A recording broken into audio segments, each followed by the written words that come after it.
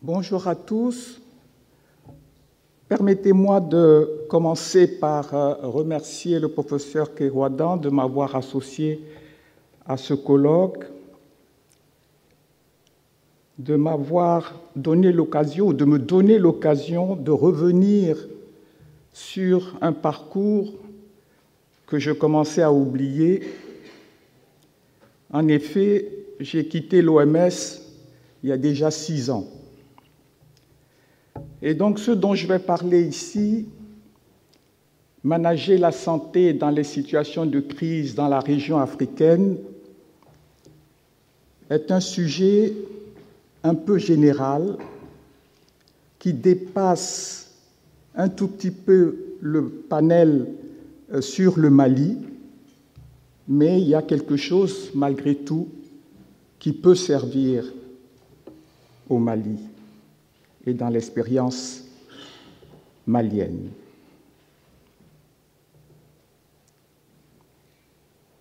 Cette photo représente l'ouest de la Côte d'Ivoire. C'est pour vous dire que je vais prendre des exemples un peu partout parce que, comme le dit l'intitulé, c'est « Manager la santé dans les situations de crise dans la région africaine ».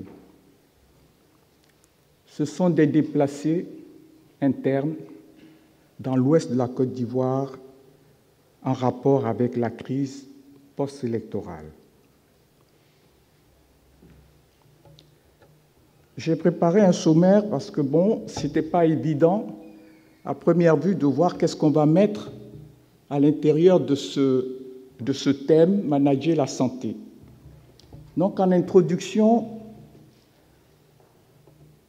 et en rapport avec le colloque, le thème du colloque, on se rend compte, je vais un tout petit peu développer le fait que les crises sont le théâtre par excellence de la diplomatie sanitaire. Ensuite, on va s'interroger pour voir comment une crise peut en cacher d'autres. Crise de territoire, crise de système. Et en fin de compte, c'est la vulnérabilité qui est en cause. En deuxième temps, je voudrais parler de l'acte ou la fonction de manager la santé, non pas d'une manière générale, mais la manière dont j'ai eu l'expérience. Donc, avant d'être un exercice stratégique, manager la santé est un exercice frustrant. Donc, un exercice frustrant. Ensuite, montrer comment manager la santé est un exercice stratégique. Et en conclusion, 2 idées. Institutionnaliser l'évaluation systématique de l'humanitaire, institutionnaliser la réduction de la vulnérabilité.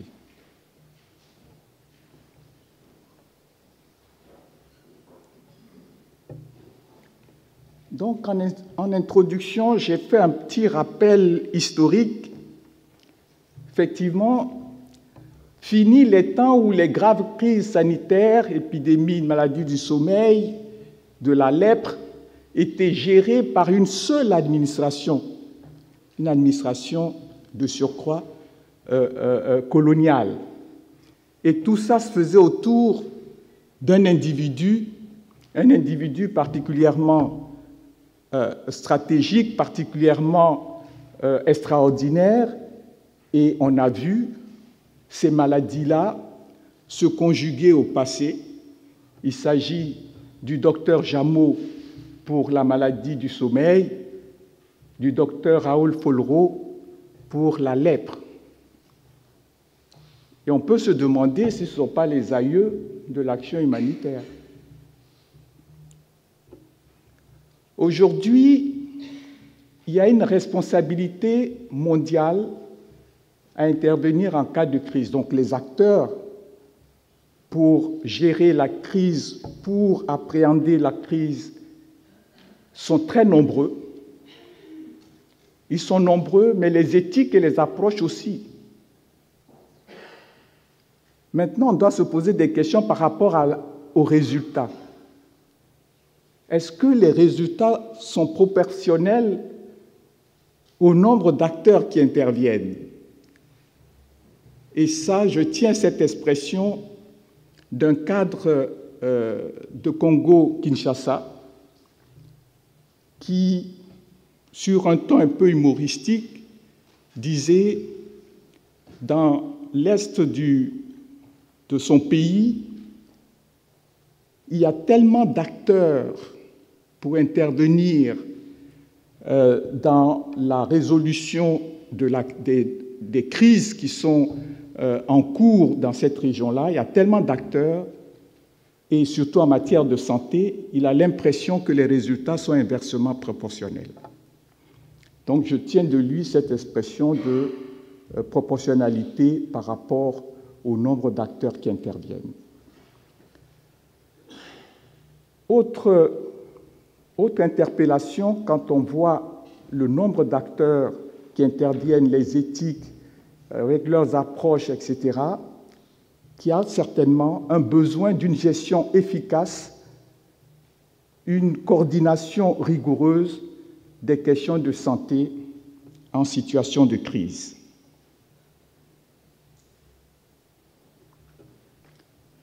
Maintenant, la crise, comment est-ce qu'on l'appréhende?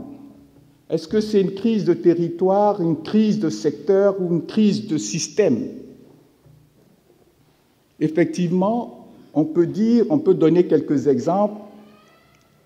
À l'ouest de tel pays, il y a des incursions répétées de miliciens, de mercenaires. Dans la vallée de tel fleuve, il y a des inondations gravissimes. Il y a des épidémies de choléra dans le sud-est. Donc l'état d'urgence est reconnu, un appel est lancé à l'humanité et il y a intervention. Mais cette urgence humanitaire, elle-même peut être complexe, c'est sûr, mais elle vient se mettre sur une crise latente, par exemple, du système de santé, du secteur de la santé. Un secteur de la santé qui connaît ou vit une insuffisance de financement, une insuffisance d'infrastructures et d'équipements, des quantités et qualités insuffisantes de ressources humaines en santé. Et puis, si on prend un critère synthétique pour résumer tout cela, le faible taux de fréquentation des structures de santé montre bien que nous avons déjà une crise qui est là au moment où intervient la crise humanitaire. Donc, il y a superposition de plusieurs crises.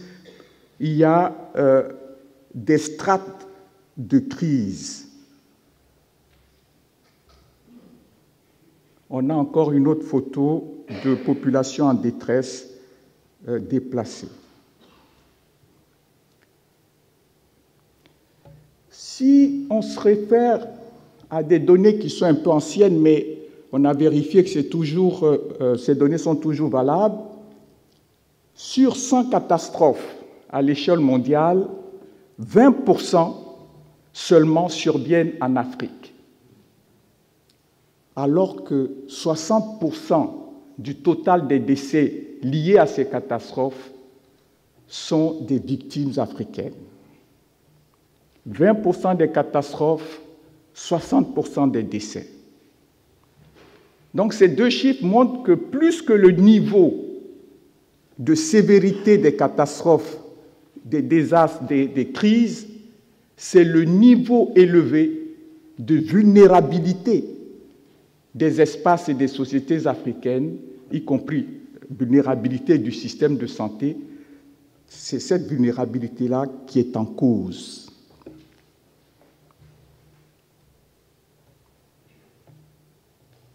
Donc, manager la santé, un exercice frustrant.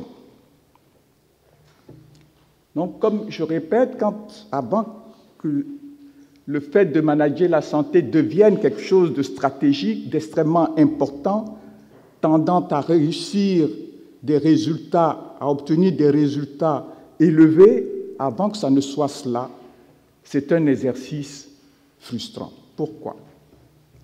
Avant de répondre au pourquoi, il faut savoir qui manage. Et là, on ne va pas faire de manière... On sait que le leadership mondial en matière de santé est confié à l'OMS depuis 1946. Et que l'OMS est un réservoir des savoirs en matière de santé. Mais l'OMS, c'est une vieille dame. C'est une vieille institution qui a été créée pour pays stables. Donc, dans un contexte où ce qui dominait, c'était la stabilité, donc son mandat était en fonction essentiellement de cela. Mais son mandat a dû évoluer vers l'humanitaire et depuis 2002, il y a une prise de conscience très très forte qui est reflétée par un certain nombre de résolutions de l'Assemblée mondiale en faveur d'une plus grande implication de l'Organisation mondiale de la santé dans les situations de crise. Face aux épidémies, son leadership est reconnu par tous, il n'y a rien à dire.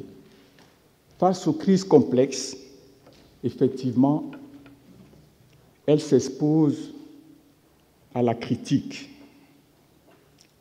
Je vais en dire un mot, mais ces critiques ont été très bénéfiques pour aider à travailler autrement au sein de l'OMS par rapport aux crises. Justement, je vais vous donner un exemple de critiques et de reproches qui sont faits à l'OMS. Cela date de 2004 à Bruxelles, OCHA, qui dit ceci: l'OMS, vous-même, vous ne vous considérez pas comme un agent prioritaire pour les crises, et nous, ECHO, on ne vous considère pas comme tel non plus. Donc, l'OMS n'est pas vue comme un partenaire prioritaire dans les urgences humanitaires par elle-même ni par ECHO. Ensuite, on nous dit l'OMS travaille à partir d'une approche, à partir de moyens de long terme et n'a donc pas organisé ses outils, sa philosophie, son personnel pour adresser les urgences et les crises humanitaires.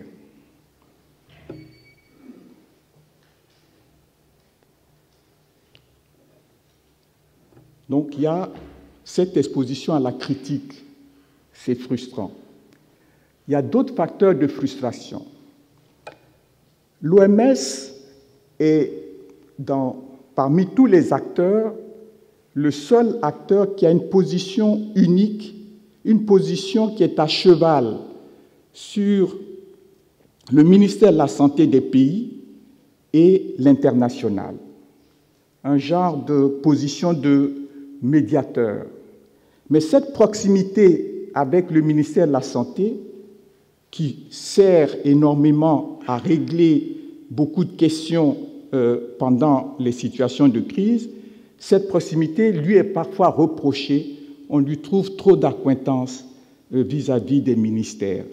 Et chaque fois qu'il y a un problème ou un manquement au niveau du ministère, c'est l'OMS qui est, si vous voulez, c'est la réputation de l'OMS qui en prend un coup. Par exemple, quand les échantillons sont envoyés au laboratoire pour la définition des cas, si ça traîne, si ça ne vient pas, c'est l'OMS qui est responsable de cela.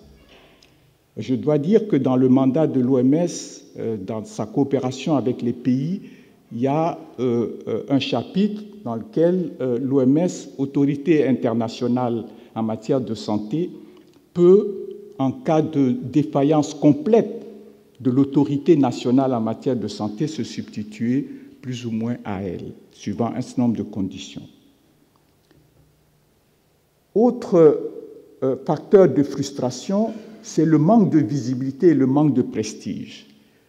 Sur le terrain de la crise, les personnes qui vont au nom de l'Organisation mondiale de la santé, que nous avons eu l'occasion de rencontrer, des jeunes recrues, je parle des jeunes recrues, pas les anciens de l'OMS, quand ils arrivent sur le terrain de la crise, parce qu'ils sont médecins, ne comprennent pas pourquoi ils sont astreints à organiser des réunions de coordination, à rechercher des documents techniques pour soutenir telle ONG qui a besoin d'avoir des informations sur tel ou tel sujet. Ils aimeraient bien, comme les autres médecins des ONG, pouvoir faire passer à l'acte, être opérationnel. C'est plus valorisant, c'est plus prestigieux, et ce rôle qui ressemble à de l'administration les frustre quelque peu.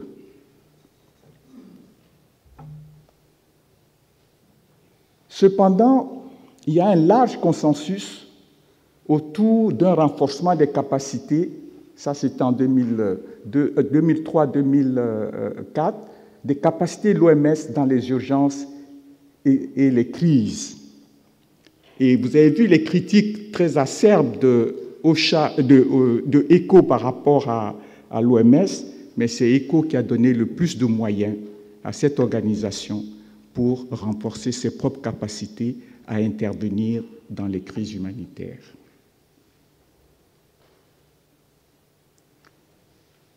Comment cette organisation intervient et manage la santé dans les crises? Elle a plusieurs fonctions qu'elle a organisées en 4 grandes fonctions, synthétisées en 4 grandes directions.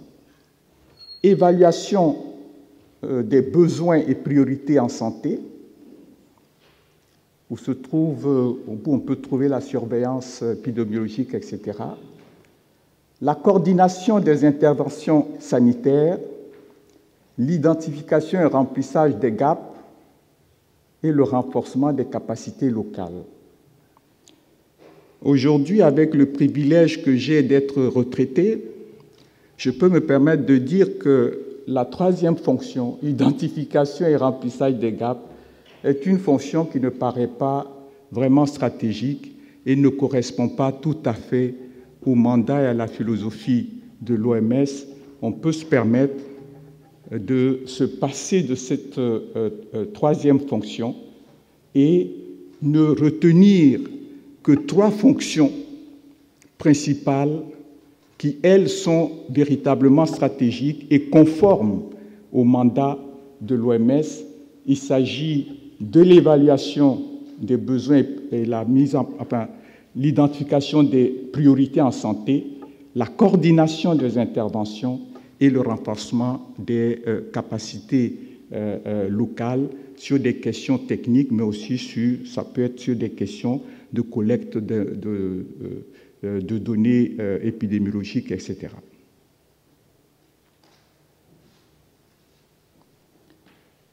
J'ai mis quelques mots pour préciser chacune des fonctions, des 3 fonctions stratégiques. L'évaluation donc des besoins et priorités en santé apparaît comme la recherche d'un dénominateur commun, un dénominateur entre griffes, pour que tout le monde travaille sur la même base, la même plateforme.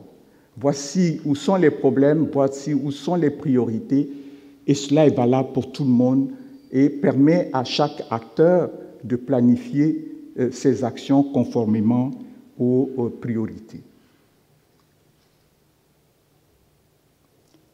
La coordination, tout le monde sait à quoi sert une coordination, c'est pour harmoniser bien sûr les positions. Ici, il s'agit généralement de protocoles, d'identifier les gaps, éviter les doublures, éviter les accidents, rechercher des synergies donner la chance d'avoir de meilleurs résultats parce qu'on recherche des synergies. Et cela permet à chaque acteur aussi de planifier et d'échanger les informations sur ce que chacun fait par rapport à la santé dans la situation de crise. Enfin, le renforcement des capacités locales. Là aussi, c'est pour rechercher de meilleurs résultats sur le terrain de la réponse à la crise, mettre les gens au même niveau de compétences, mais en même temps qu'on le fait pour avoir une meilleure réponse à la crise, c'est aussi pour préparer la période de transition vers le développement. Et donc, ces renforcements de capacité s'adressent aussi bien à des questions techniques, la prise en charge des maladies mentales en situation de crise, les problèmes d'eau, les problèmes de nutrition, de santé de la mer, etc., mais aussi, comme j'ai dit, sur les questions de collecte et traitement des données épidémiologiques ou formation des techniciens de laboratoire. En conclusion, 2 idées. L'institutionnalisation de l'évaluation de l'humanitaire, c'est vrai, on se pose beaucoup de questions sur les résultats. Est-ce que les résultats que nous avons sont à la hauteur des moyens, des investissements à la fois humains, financiers, logistiques qu'on y introduit? Peut-être que des évaluations peuvent aider à mieux cibler et à obtenir en fin de parcours davantage de résultats et un niveau plus élevé de vie sauvée et de réduction des souffrances des populations. Cette évaluation systématique peut être considérée comme un exercice qui est susceptible d'aider tous les partenaires, de quelque côté qu'on se trouve. Et ces évaluations peuvent fournir des informations utiles pour la réduction de la vulnérabilité. Enfin, la deuxième idée, qui n'est pas nouvelle, qui n'est pas originale non plus, mais on est en face de la réalité, on est obligé de revenir sur cette idée-là. Pourquoi? Parce que jusqu'à aujourd'hui, on voit qu'il n'y a pas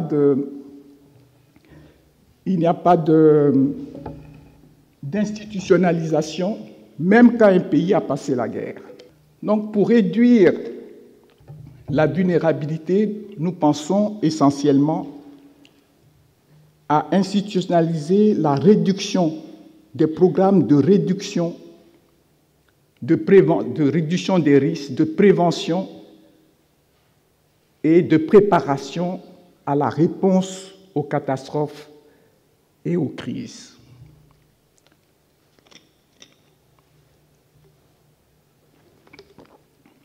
Cette institutionnalisation ne se voit pas essentiellement au niveau central, mais aussi également au niveau des communautés. Cette institutionnalisation ne se voit pas seulement au niveau national, mais peut se voir au niveau régional, sous-régional. Et en cela, l'exemple des pays sud-américains peut être extrêmement utile. Pour revenir sur ce que disait un des intervenants hier, on pourrait simplement dire qu'il faut s'inspirer de l'exemple de Cuba, qui, chaque fois qu'il y a une catastrophe naturelle ou semi-naturelle, n'a pas besoin de faire appel à l'humanité.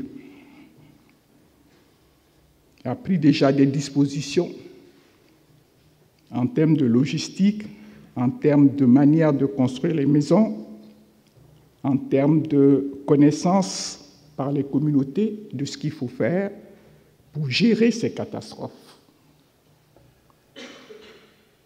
Donc, on se dit, dans la région africaine, il n'y a apparemment pas d'obstacle pour un pays qui a connu la guerre, qui a connu une catastrophe quelconque, d'user, il n'y a pas d'obstacle, d'user de l'opportunité de la reconstruction pour faire les choses autrement. C'est-à-dire de se doter d'une capacité d'anticipation et se donner un horizon où on pourra faire comme les États latino-américains, voire réduire drastiquement la dépendance à l'humanitaire. Merci pour votre attention. Je remercie Madame Emilienne Anikpo Ntam de son excellente intervention. Simplement un tout petit détail. Vous avez dit, vous avez classé, ça lui ferait certainement très plaisir dans l'au-delà où il se trouve, Raoul Follereau, parmi les docteurs en médecine. Raoul Follereau, comme vous le savez, n'était pas médecin et était avocat. Et il a usé du verbe plus que de la seringue et de la pilule. Et d'autre part, je crois que ce que vous avez dit pour la maladie du sommeil est vrai, mais que beaucoup actuellement s'en préoccupent encore et pensent que la maladie du sommeil pourrait peut-être se réveiller et qu'il y a des organisations non gouvernementales qui voudraient qu'on reprenne cette maladie qui est un peu considérée comme négligée. Voilà. J'ai travaillé là-dessus et c'est comme ça que j'ai fait votre connaissance. Parfait. Merci de le rappeler publiquement. Et puis, alors, je voudrais dire une chose, c'est que l'Organisation mondiale de la santé, qui est parfaitement respectable, est pour le meilleur et pour le pire, une organisation politique. C'est une organisation politique parce qu'elle représente tous les gouvernements politiques du monde et que ça peut parfois lui porter des avantages, mais aussi des inconvénients. Il y a des exemples qui pourraient être à rappeler. En tout cas, merci pour cette intervention qui ouvre la table ronde sur le Mali. Maintenant que nous sommes bien au courant de ce qui peut se passer au niveau de l'organisation mondiale et face à des catastrophes, nous pouvons peut-être donner la parole à Monsieur Salif Samaké.